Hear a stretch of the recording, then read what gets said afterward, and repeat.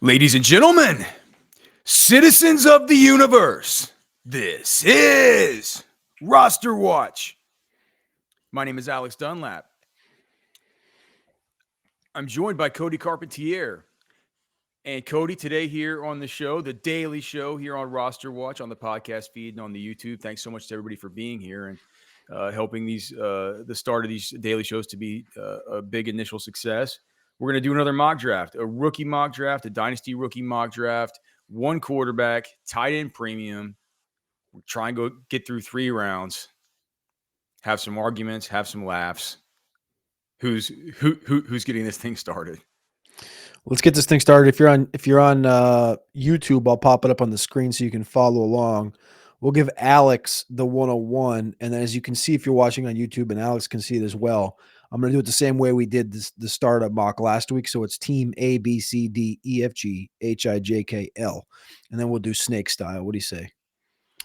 Or does no? We don't want to do snake because that's rookie, right? We don't want to do snake. Mock. You just do, yeah, man. Yeah. So not snake. Let's definitely do just how we would generally would. All right. So, I mean, it's still easy for me. So 101, give me Ashton Genty. The question is just, is Ashton Genty running back, Boise State? It's now just a matter of where he lands, right? It's like, that's all that this is now.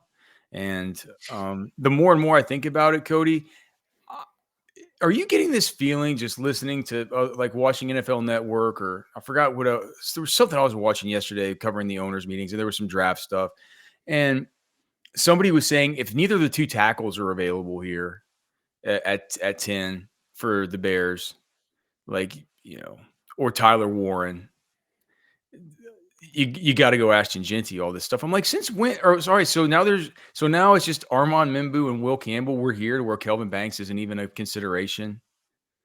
Isn't it wild? The people are just saying if neither of the 2 tackles are available, as if Kelvin Banks is not even part of this class, or even. Who said this? It was somebody on NFL Network. I forgot exactly who it was. Well, that's wrong, right? I think it's wrong too. I also think it's wild that we would keep on hearing all this stuff that Tyler Warren is not going to be available at 10. Well, so I'm doing a mock NFL mock with Pat Fitzmaurice and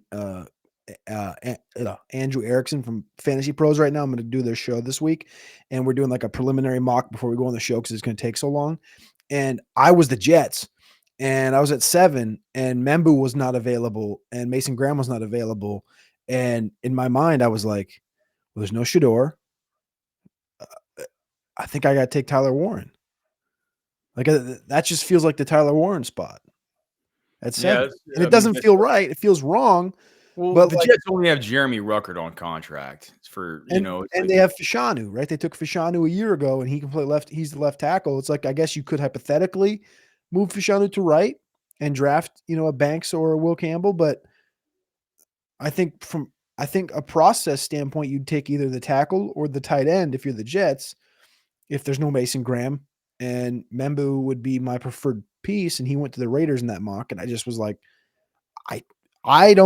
I've always thought it's kind of like I don't like it. I don't like it. But both of those guys gone, I guess it kind of makes sense, Yeah, well, I mean, if like, it'll be interesting to see where Tyler Warren goes in this draft. If we're basically chalking him up to be a top 7 to 10, people are just saying like top 7 to 10 kind of pick. We had what's his name, Greg Gabriel, that used to be the GM for the Bears. He's a cranky old codger on social media these days, but he's saying he's telling Bears fans, he's like, don't even get like, Warren will not be there. He will not be there whenever the Bears pick. There's 0 chance. So it's interesting, man. As we get closer to the draft, people get more and more dug in on their takes, but this is not one that's changed at all the whole time. Ashton Genty, the 101 in all formats of dynasty rookie drafts. Well, with the 102, I'm going to say this because we are a news show and we're about to talk about it. Peter Schrager just got announced as joining the ESPN NFL team, by the way. He left NFL Network, I think, a couple days ago, but he's now on ESPN. Smart, smart move by Schrags. I mean it. I mean, I don't consume his content, but that Yeah. show, the Good Morning show that they had is pretty successful, especially, I mean, but I think when Kay Adams left, it kind of lost its, to me, it lost its Well, gas. it's my question is Schrager an insider, or is I he an think so. analyst, or is he just a personality, or what? I Is think he he's a going to little be bit. trying to break news? I think it's a little bit of all of it. So here's what the welcome to ESPN Peter Schrager thing says. It says ESPN signs versatile personality and journalist. Hmm. And then they says regular appearance on Get Up, First Take, McAfee, NFL Live, Sports Center throughout the season. Signature voice surrounding the Super Bowl, free agency, draft, and other key league events, and will contribute to ESPN.com, ESPN Radio, and podcasting. So, I mean, that's the way versatile personality and journalist. So there's no insider on that, obviously, because I don't think Adam Schefter would really like that. But I think he's a self-proclaimed insider. Not to be like a negative towards that, but I think he definitely like NFL draft time of the season. Well, he's always eating lunch with Brandon Bean and stuff at the Yeah, combine. You yeah, know what I yeah, mean? yeah, So, like yeah. he definitely has some sources for sure. Well, All right. good for Schrager. All right, 102. Back to the draft. You took Ashton Genty 101. I'm going to go 102 with our favorite guy, Omarion Hampton, the running back out of North Carolina. I think he ends up with first round capital. I'm not sure exactly where it's going to end up being, but I do think it's somewhere between the Denver Broncos at pick 20. You have the Steelers at 21, and you got the Commanders back end. You got the Bills even as a sneaky launching pad there with the James Cook news. So I think somewhere in the back end of the first round, we're going to see Hampton go off. I'm not buying into the Bears stuff at 10 with him, but I do think he'll be a first round consideration. So Marion Hampton, RB2 off the board. In most of the drafts, he would be the top running back off the board, if not for Ashton Genty. Yep. At number 3, I mean, very little surprise here. I'm going to go Travion Henderson, Ohio State. Love Travion. I think he's the last of these running backs with any first round possibilities for draft capital. But what's so exciting about his first round possibilities for draft capital is I feel like they start right. They start at where you talked about at 20. And the only one that doesn't excite me so Denver at 20 feels like they could go with a guy like Travion. Travion, one of the, I don't know, probably the best pass catching running back in this class as far as just an overall package where he's good enough, just really good as far as just his getting up to speed as far as his acceleration and all that between the tackles. But just unbelievable pass catcher, just really, really natural. And so I think about the places he could land. I think it starts at 20 to Denver. The one I would like much less would be Pittsburgh at 21. I don't know if I see the Chargers doing that. I don't think I see Green Bay doing that. I don't think I see Minnesota or Houston, but I could see maybe a 29 Washington, 30 Buffalo, 31 Kansas City. And all of those to me feel super appealing to where it's like, man, if you could get Travion going to one of these good teams. We talked about how Buffalo is they're telling James Cook to take a long walk off a short plank with this $15 million he's asking for. You know what I mean? So it's like and then in Washington, just imagine him with Jaden Daniels and stuff, and it's almost like Travion would be you get rid of Brian Robinson and Austin Eckler and get a guy that's like the mix of the best of both of what both of those guys brings to the table. So I think that any of those spots are good. Travion Henderson for me, the cinch, 103 here. All right, I'm going to go running back again. This is the last time. For me, it's these four guys. I think they're all together. You talked about landing spots for Travion, the door opening in the back end of the first.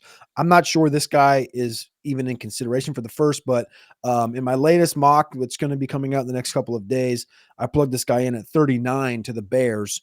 Quinshawn Judkins here at pick 4, running back from Ohio State, formerly of Ole Miss, 3 1,000-yard seasons, a guy that came in to the combine.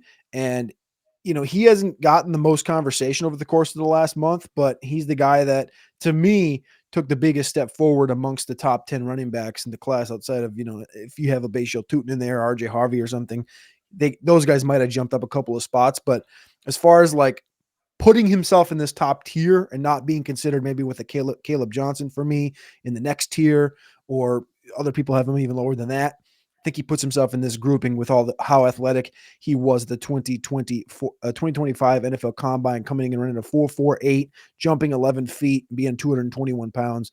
Extremely impressed with Judkins. Before we move on past this, though, Alex, I want to ask you one question. So I got these 4 landing spots, each in the top 40 of the draft in this next mock draft.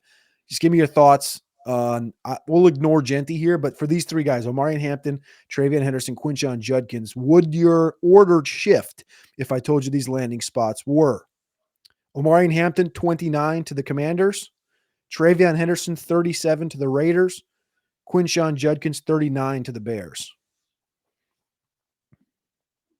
I'm not sure I'd love Judkins to the Bears. She said Travion to the Raiders?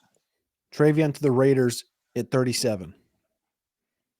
And Hampton with the slightly better draft capital to the Commanders. No, it doesn't change at all. It's the exact same list. I was wondering only not because of really Judkins. I mean, no, Judkins is technically, I mean, people want to put Genty in that Bears backfield. It's like, well, Judkins is 220 pounds. He can be the David Montgomery to that backfield, even though he might be perceived differently. And then Travion attached to Chip Kelly with the Raiders offense, kind of in a wide open backfield. That's why I asked the question. But there's the top 4: Genty, Hampton, Henderson, Judkins. No shock for either of us. Yeah. Hey, I have a question. Is like with Teteroa McMillan, we talked yesterday about how the draft is a flat circle and everything gets back to where it was. Is he a flat circle candidate to just be taken again in the top? I'm just like, as I'm watching NFL Network and I forget, like, I don't really listen to a bunch of these mainstream sources and stuff anymore. And it's like, I feel like I've kind of gone in separate ways from what the consensus might be thinking now. Because what I've been thinking is, for me, Ted McMillan has been a little bit of a faller as far as my evaluations on him, and as far as what I perceived others' evaluations on him might be. But people keep talking about it as if there's one wide receiver that's going to go in the top 10 or top 15, it's obviously Ted McMillan. And there's no even mention of any Matthew Golden. You know what I mean? There's no mention of any kind of Emeka Egbuka or Luther Burden or anything. Like, it's just always, it's either, are they going to go Tet here, or are they just going to go with a different position? It's not like, are they going to go wide receiver here? It's like, are they going to go Tet?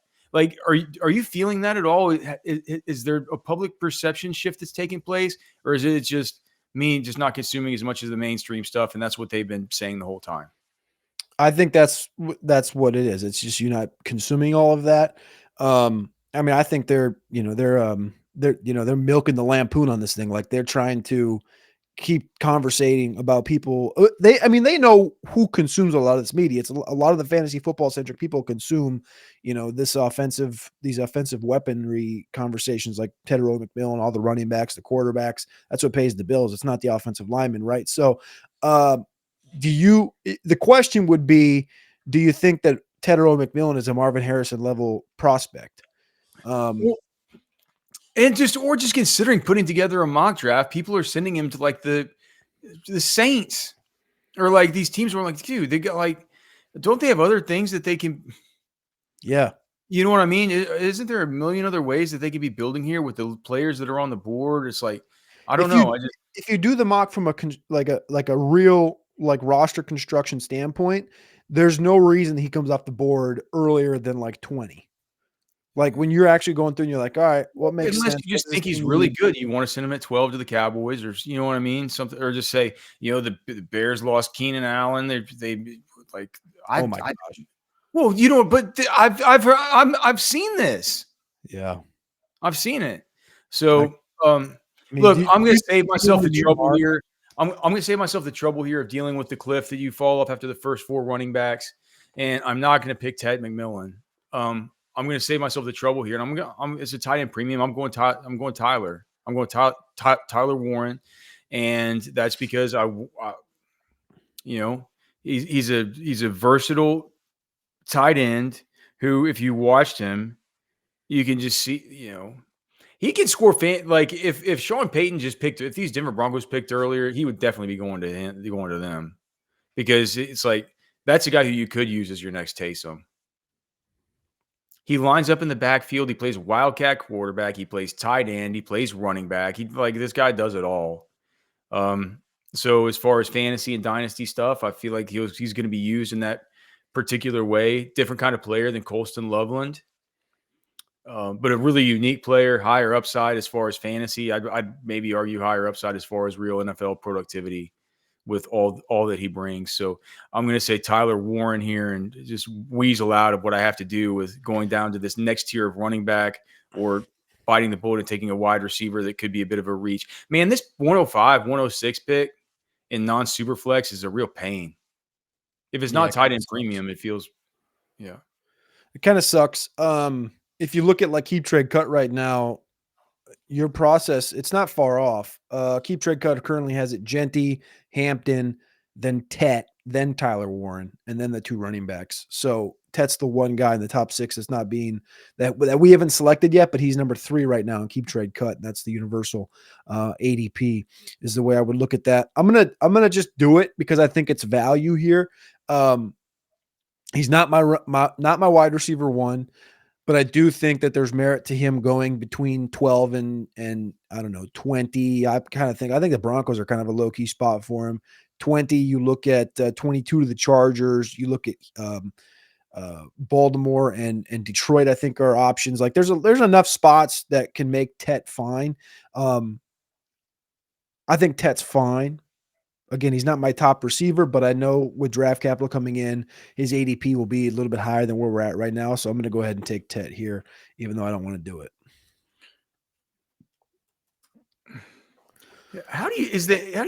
what is his name is spelled so, there's an I after the A?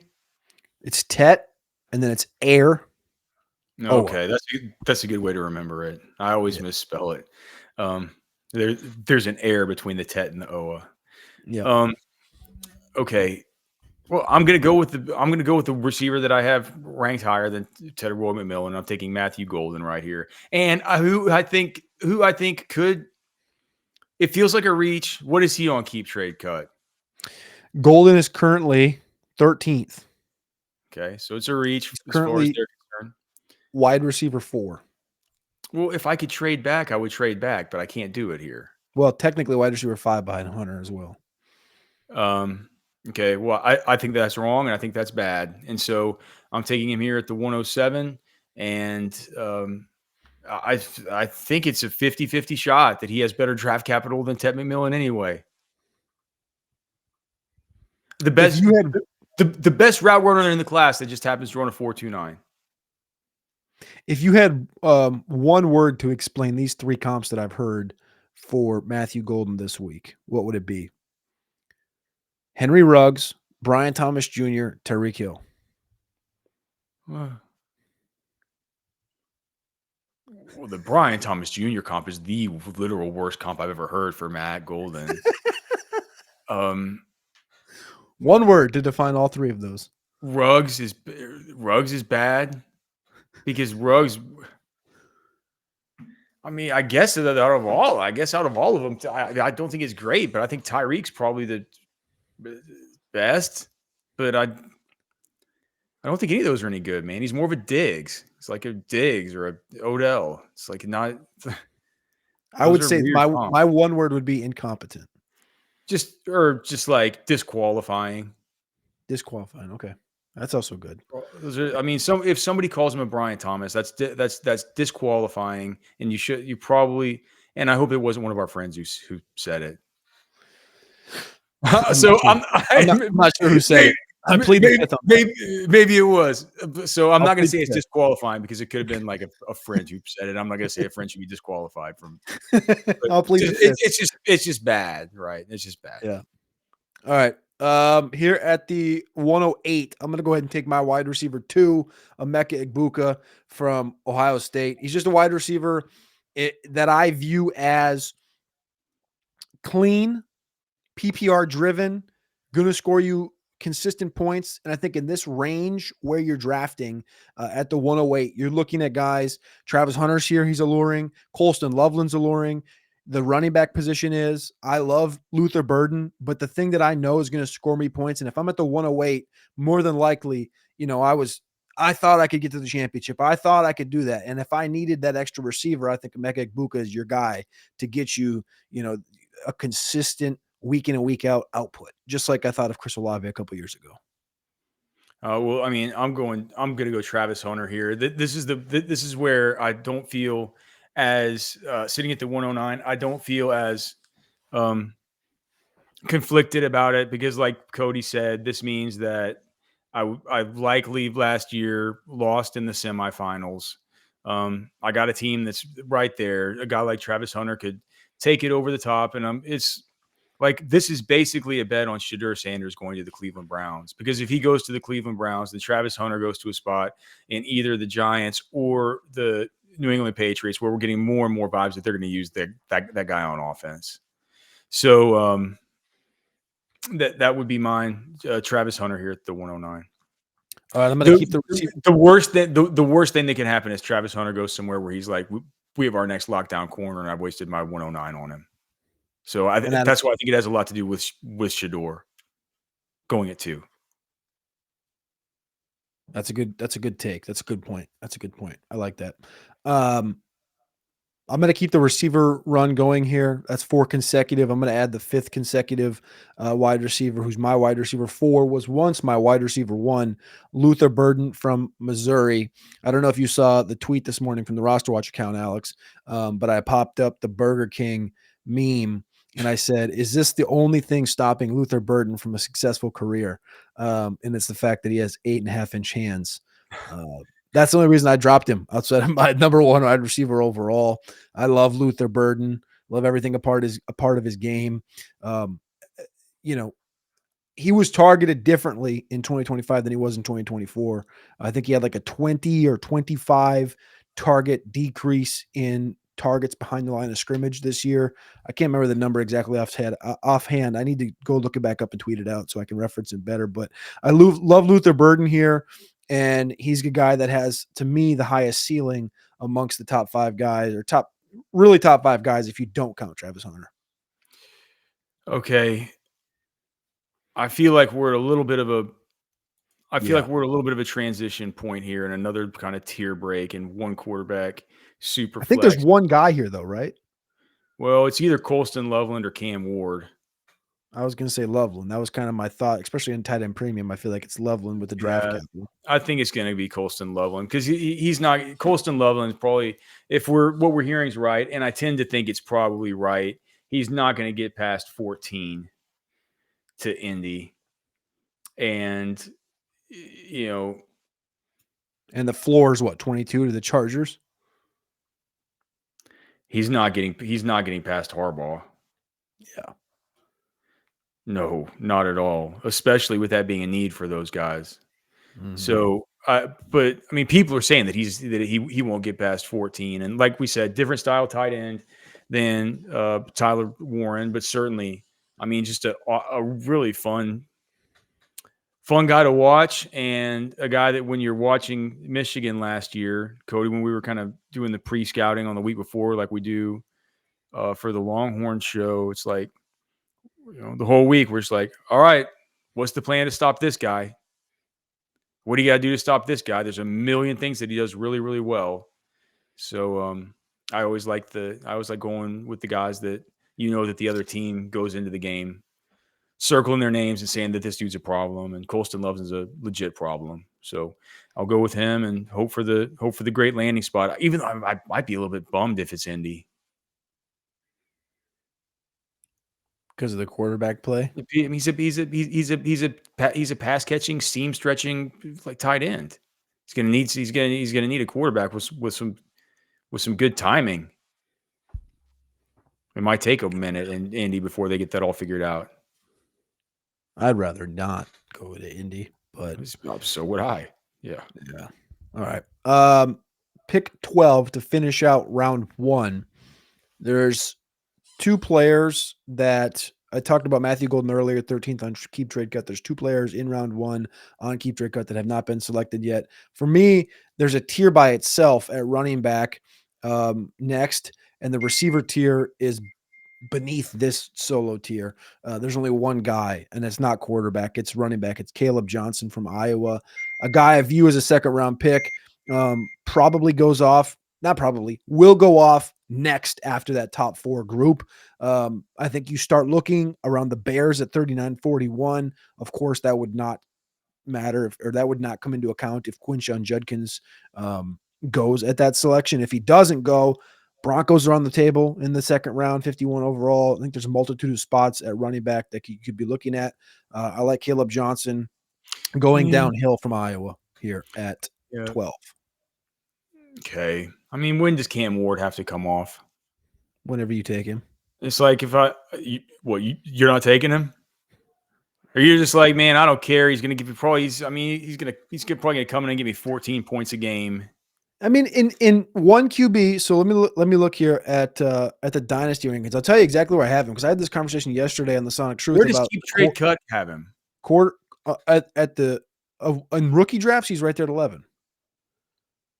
But I'm saying in Dynasty, and this is how I look at it, is like in Dynasty, I got Cam Ward at QB 19 in one QB. You want to waste a top 2 draft?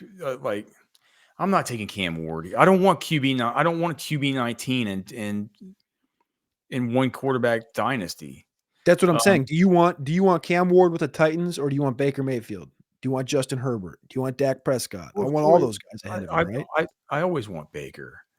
That's what I'm saying. So I love Cam Ward, but attached to that Titans offense right now, has a good offensive line, but I mean, they need some receiver help. They need a lot of other things to help them before I feel really good about that. And I guess if you're team A and you have Ashton Genty already and your team's in the mud, you could consider it if you have no quarterback. But I think you can make other moves to accomplish that. As usual, the 201 feels like a giant reach for RJ Harvey.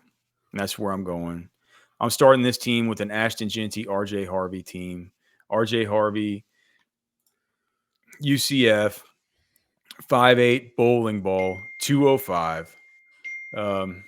It's incredible. That's incredible. That I only talked because your thing was going off, but it's weird on Keep Trade Cut. The guy that's right here is your boy Scadaboo, and RJ Harvey is 31. Yeah. On I think I've got the alerts hidden for this. My wife keeps sending me texts of a she has a lawyer in her office today who just got back from a hunting trip for axis deer. Oh, so baby. She's sending me all the photos that he's showing her. And it is a great looking deer that this guy shot. All right, RJ Harvey. Can you everyone wants to compare this class to 2017 running backs? I vividly remember multiple drafts that year in 2017, Alvin Kamara going off at 201. That would be a nice outcome for all the RJ Harvey that I have. I think. But I'm saying the reason I brought that up is this a pump the brakes situation? What? Is this a pump the brakes situation on the overarching view of this class, or is it more so that, like we've talked about, it's the depth more than is the supreme?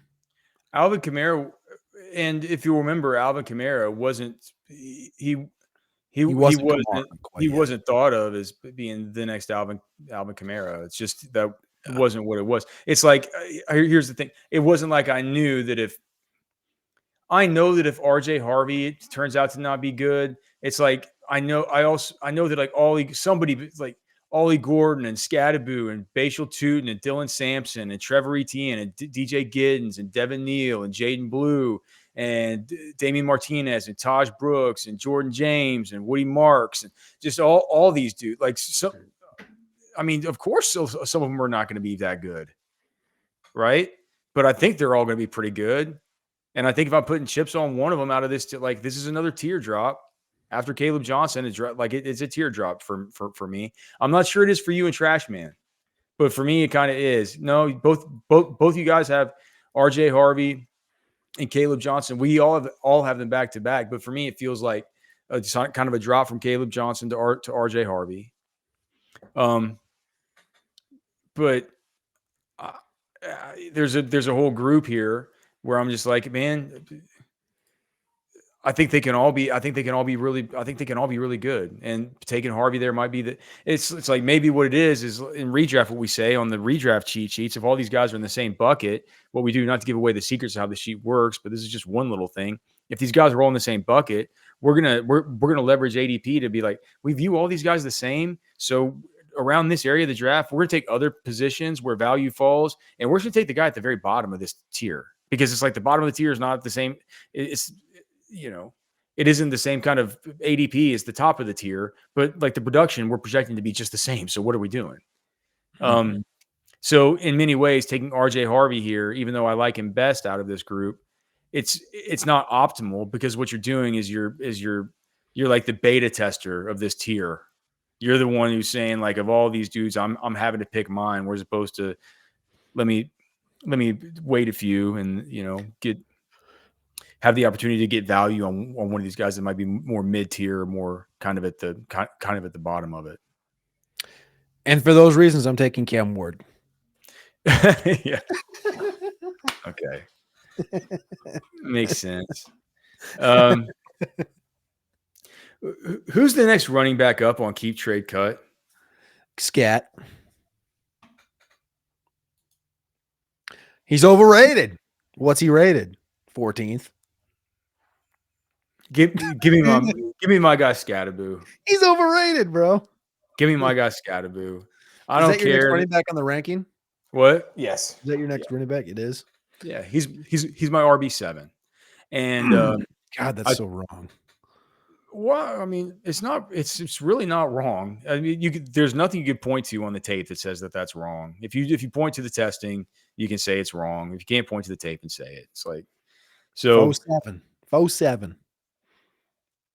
He's closer to Elijah Holyfield than Jarquez Hunter. And we've heard conflicting reports on that 40. By the way, conflicting reports are those that want him to run fast, believe that the number's wrong. No, it's like, are you legitimately telling me that you haven't seen the reports of the 4.58 and the 4.5 the 4.56, all this stuff? You haven't seen those reports, period. Alex, what? You haven't seen the reports of a 4.58? Have you not seen that? I've seen reports of all these guys running 0.2 of a second different. Okay, and so why are you so anchored into the fact that it has to be the 4.65? Because that's, what do you mean? Why are you so anchored into the fact that it has to be the 4.65? Hold up. You're the one that's the 40-yard dash, like,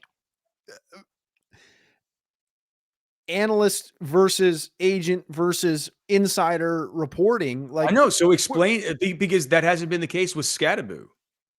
What do you mean?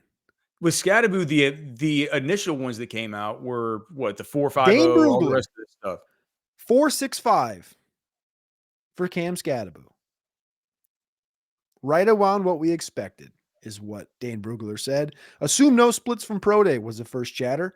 Dane, whatever scouts have for splits, I'll put in the beast. 4.65 from Dane. That's where I go to. I forgot who reported it, but it was Dane. So now I feel even more entrenched. Okay, so what? So 4.65. What? I mean, does 4.7. So does the tape change for you now? Yeah, well, no, because he's a mud runner. He's a dude. He's just a mud runner. There's nothing else he does. No. Are you serious? That's not what that means. That's not what that means. It means in the open field, what's he look like? He looks like he's in mud. He's always looked like that. It doesn't mean he can't break tackles with the best of them. That's fact. I'm not arguing that. It doesn't mean he can't catch the ball in the backfield. That's not an argument. Like, I'm aware of that. What I'm saying is he don't look like RJ Harvey. Is James Conner a mud runner to you? Give me the James Conner on my team every single time. James Conner learned from Le'Veon Bell how to patiently run the ball. Cam Scadaboo learned from his dad how to go out into the woods and kill a hog with a knife and just eat it out there over an open fire. Well, that might be true, but guess what that doesn't do? Score fantasy points. He will score fantasy points. He's the next James Conner. That's fair. It's a perfect comp. I think Conner ran a 4.65. He did. That was the tweet that was just that was side by side. It was like James Conner, Ramondre Stevenson. But even if you put the 5.10s on there, it's or 5.100s on there, it puts it to 4.7. Those guys are 4.63, 4.65. It's like 4.6, whatever the hell it was. Doesn't really matter. I think Scat's a good bet. Who had a better vertical jump than Conner too, I think. And if you expect this guy to jump over people, that's going to be one thing. But well, I've seen him jump over people. All right. 204. Scadaboo is at the board as running back 7 for Alex here with Team C. So Team C is now Travion and Cam Scadaboo. Oh, I love that team. I got Team D with Quinshon Judkins, and I want to sort of go to the running back position here, but I think it's probably a bit of a reach as far as ADP goes. Who cares? Oh boy. Is it? Is it a giant reach? He's not even. I mean, Jarquez isn't even in the top 56 on Keep Trade. No one's taking Jarquez, dude. I mean, we could probably kick the can on Jarquez down the draft a little bit for realism factor. I mean, we both love Jarquez Hunter, so like, if I'm in like $1,000 FFPC league here and it's a rookie draft, I might take Jarquez if I have this pick. Just being in all honesty about it, because I have conviction about him. And just take him. If you don't take him now, I'm taking him next. All right. Well, I'm going to take Mason Taylor. I'm going to go due process here. I think Mason Taylor is going to be the first tight end drafted in the second round after Colston Loveland and after. Wait, I'm not taking Jarquez next then. Yeah, I'm going Mason Taylor here in round 2 at 204, because Mason Taylor, he's been slept on, and I get the question, why is Mason Taylor good? And it's like, well, just turn. I mean, it's not hard to watch Mason Taylor and see this thing work. Like, it's not hard to tie him to like a Mark Andrews type of a player, where even as good as Mark Andrews ever was, he was always overshadowed by like a Travis Kelce, right? But Mark Andrews always ate when he was connected to that quarterback. I think Mason Taylor is going to be the same situation. Tight end premium. Give me Mason Taylor at the 204. He's going to be a second round pick. We're going to get a run of these tight ends in the NFL draft in the second round. Taylor, Arroyo, Harold Fannin. It's going to be a good chunk of old tight ends here. Maybe even Terrence Ferguson. We'll see. Elijah Arroyo is my next pick. Okay. Because I can take Jarquez Hunter after, and no, I just took him. And I like Elijah Arroyo more than I like Mason Taylor by a really? sizable margin. Yeah. Okay. I mean, I think they're tight. But the one thing the one thing with Mason Taylor that you have is you have the fact that his dad, his dad's Jason Taylor, just NFL bloodlines, and Jason Taylor's married to Zach. What's his name? Texas Tech Zach linebacker. What's his name? Zach Thomas. His uncle Zach Thomas, because Jason Taylor married his buddy Zach Thomas's sister. I think you tell that story every time we talk about it, because I'm always amazed by it. It's like, what genes does this guy have? All of them. So it's like, yeah, but Elijah Arroyo, I'll never forget just walking next to that guy at the Senior Bowl and me just thinking, oh my God, dude, like with the way that he moves, I want to just go and get a better look at him. I'm like, I can't believe what a unit this guy is. I mean, he's more physically impressive than Mason Taylor for sure. So Elijah Arroyo for me. You're going Jarquez Hunter with the next one? Yeah, man, this is a muddy area. This is a muddy area right here. It starts to get weird, huh? Yeah. I don't want to touch quarterback. Receiver, I think, depending on draft capital, you're going to see guys like Jalen Noel, Jaden Higgins, Jack Bash. You're going to see what about Trey Harris? Give me Trey Harris. Even though he's going to be a third-round pick? I'm not sure that's true. I know that Todd McShay is saying that he thinks that he's projecting him now to the third round, but Trey Harris for me. I know it was an abbreviated season last year, but just the outrageous yards per route run on a small sample last year, just unbelievable. I had to go through and update some of the yards per route run with some of the postseason stuff, but I guess we wouldn't have had to do that with Ole Miss. Did it enhance anything? Anybody jump up? I only did it yesterday because I was looking at Isaiah Bond and Matthew Golden, and of course Isaiah Bonds went into the gutter, and Golden's moved up to fairly respectable. Isaiah Bond, dude, I'm not sure he's getting drafted in this 3-rounder. We'll see. I don't think so either. We'll go 20th overall. This will be the 208.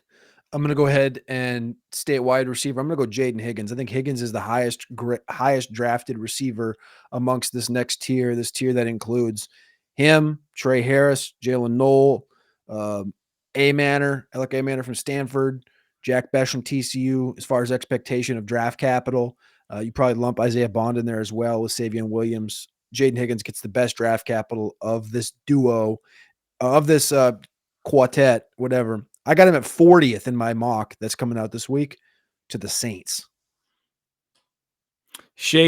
Maybe could be shades of a Michael Thomas. Yes. You could see that. Yes. All right. Give me his teammate, Jalen Noel, who I like better, who I think is going to be better.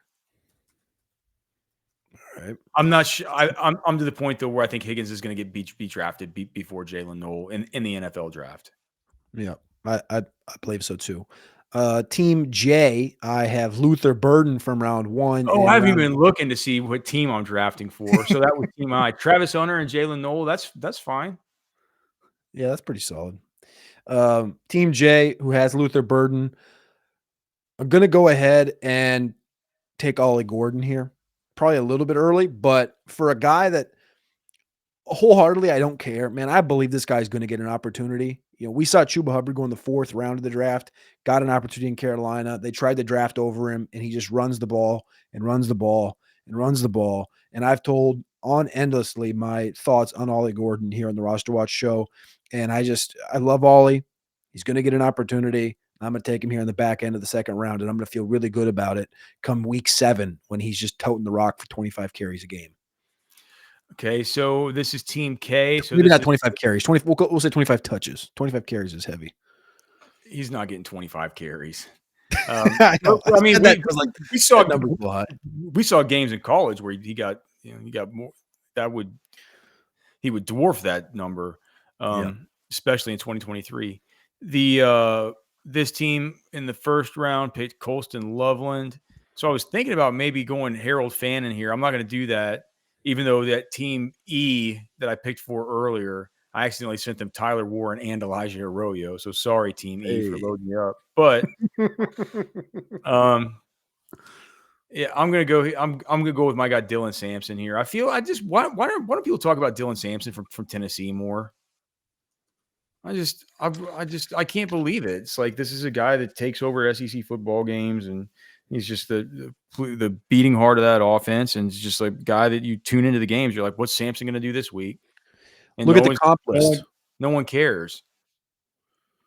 Well, look at how big he is. Look at the comp list, and you can get a little bit. So our comp list for him is not the best. Bryce Love, Duke Johnson, Kenny Gainwell, LaMichael James. I mean, yeah, like, well, that makes you want to cry. Yeah. You're like, hey, let's draft this guy. You're like, what are the comps? You're like, it's the 2-3 turn, or it's like the 2-3. I mean, you're at the end of the 2nd round here. Fair play. Running back. So that's your running back 9. I got him at 12. After Ollie Gordon, I'm just going to take Bashal Tootin right here. I'm going to go right back to running back. Bashal Tootin ran the 4.32 from Virginia Tech at the combine this year. He's a guy that's got, a little bit of dynamo, proved it, showed it. I mean, what was the school that he went to before? North Carolina A&T, where Tariq Cohen went, transfers to Virginia Tech, gets hurt, but he plays well, goes to the combine. This kid's awesome. Him and Jalen Lane, the 2 Virginia Tech kids I talked to at the Senior Bowl, man, these guys they got great heads on their shoulders. Bashal Tootin, top 10 running back for me to end out round 2. Round 2 saw 6 running backs go off the board. So just for a quick recap on round 2, RJ Harvey, Cam Ward, Cam Scatterbo, Mason Taylor, Elijah Arroyo, the tight end from Miami, Jarquez Hunter, Trey Harris, Jaden Higgins, Jalen Knoll, Ollie Gordon, Dylan Sampson, Bashal Tootin. All right, so this is how I start out. And it's going to stay with running backs for me because I really think that I think you should load up with running backs in rookie drafts this year.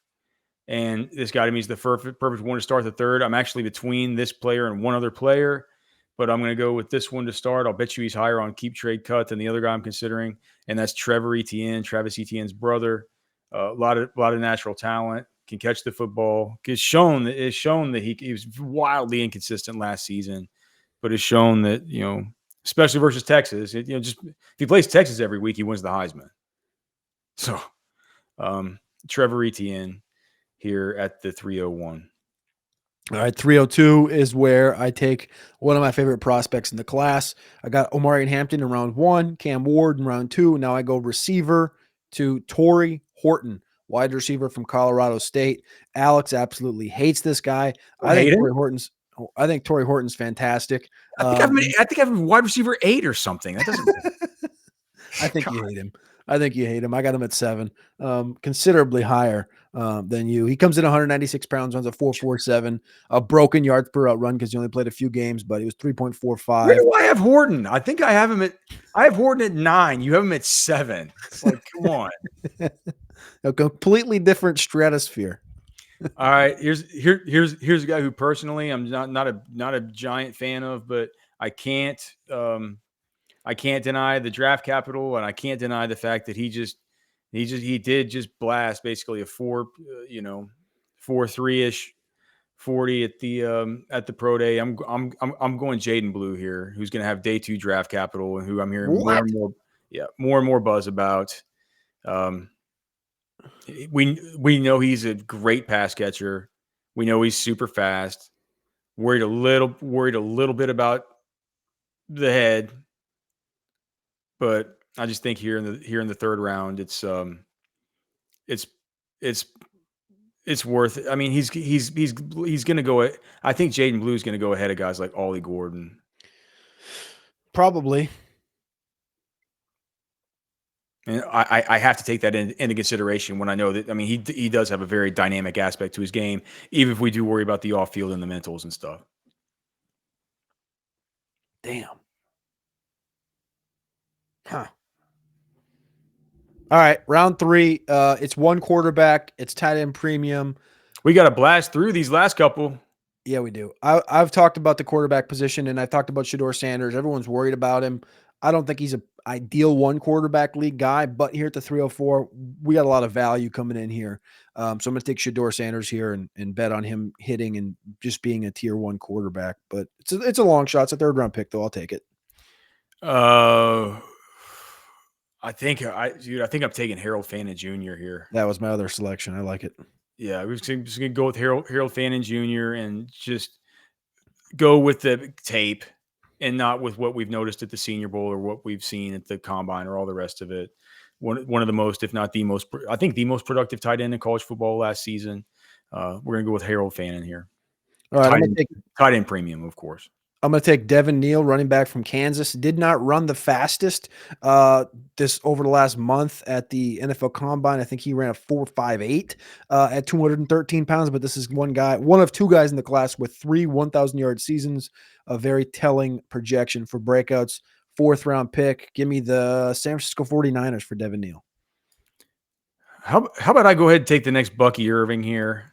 Yes. And I go with the SMU converted wide receiver, Brashard Smith. Oftentimes the converted wide receivers don't work. With him, it just works. I've loved kind of observing this guy through the process and being around him. I think he's going to be a great player. So Brashard Smith, the running back out of SMU for me here at the 307. And I'm going to go 308 here with the Kingmaker. So in the first round, I took Emeka Egbuka with Team H. I took Jaden Higgins in round 2. We got to have that quarterback with that upside. And in one quarterback, I'm throwing this dart every time in the late 3rd. The Kingmaker himself, Jalen Milroe. If this thing hits, the Kingmaker. I mean, the floor is he's Taysom Hill, and the ceiling is he becomes some sort of, I'm not going to say it, but you know exactly where the end of that sentence should end. 308, it's only upside from here. That sentence was going to end with Mike Vick? No. Okay. Right-handed quarterback. Who's next? You got Travis Hunter and Jalen Noel on this team. And you took Devin Neal? Yep. Well, I just realized something. I have 2 guys ranked wrong. Give me DJ Giddens from Kansas State. I can't believe I have him ranked. I had LaQuint Allen, of all people, ranked ahead of DJ Giddens, which I need to fix. And, yeah, that's bad. And I have Taj Brooks. Yeah, I was going to say, I got Taj Brooks lower. That's wrong, too. Yeah, let me just fix that real quick. All right. Right. Those rankings should be better now. All right, so Team J has Luther Burden and Ollie Gordon. Sort of a sick little draft here for Team J, who just missed out on making it to the championship of this hypothetical fantasy football league. Something tells me that they want to add running back depth, maybe receiver depth. I'm just going to go ahead and assume that they need a Damian Martinez type who, very interesting prospect that had 1,000 yards at Oregon State, transfers to Miami this last year. Name's not in the limelight right now, but he's a hard runner. Damian Martinez potentially gets some back-end day 2 draft capital or early day 3 draft capital from Miami. Look, man, I really want to take something like a Jack Besh or Man, he can get round draft capital, man. Or a Jalen Royals. Mm-hmm. But I know that the proper thing here is to be loading up on these running backs because guys like this dude, we're going to have a Taj Brooks here, a situation here with Taj Brooks where I'm taking Taj Brooks. He's going to go somewhere and get a starting job. Whoa. And I'm not saying a starting job in 2025, but I'm saying like he's going to be somebody where you can play him at burst in 2025. Maybe he ends up starting. And I'm not saying it's necessarily Taj Brooks, but it's DJ Giddens, it's Taj Brooks, it's Damian Martinez. You got to take your shots on these guys. Whereas I look at like a Jalen Royals, I'm like, man, he's going to have to fall to just the right spot. He's a really specific type of player. I don't think that that's the way to build this year. So I'm going to stick with my guns here, and we're going to have guys like Savion Williams and Isaiah Bond and Alec Iamander that won't get drafted in this thing, and people on YouTube are going to say that's the worst mock that I've seen. But this is how I would do it. Hand over my heart, man. Hand over the old leather-bound good book. This is how it would go if I was drafting. Taj Brooks. Run on running backs, man. That's 7 running backs now. That's how it should go, Cody. In round 3, Alex took 301 Trevor Etienne. I took Torrey Horton from Colorado State, Jaden Blue at the 303, Shador Sanders, Harold Fannin, Devin Neal at the 306, Brashard Smith at the 307, Jalen Milroe 308, DJ Giddens, Damian Martinez, and Taj Brooks at the 311. Leads me to this spot where I look at Team L that has Caleb Johnson. It has Bashal Tootin. It's loaded up on running backs. It's just coming off of a championship in this hypothetical fantasy football league. And I just wonder to myself, man, if I'm loaded at quarterback and I'm loaded at receiver and I'm loaded at tight end, why wouldn't I continue to draft running backs in the deepest running back class in the history of the NFL and just go ahead and take a guy at 212 pounds that ran a 4.41? We've seen guys from this school succeed at the next level. Give me another shot in the 3rd round to break out and to load up this championship roster. Give me Montrell Johnson from Florida.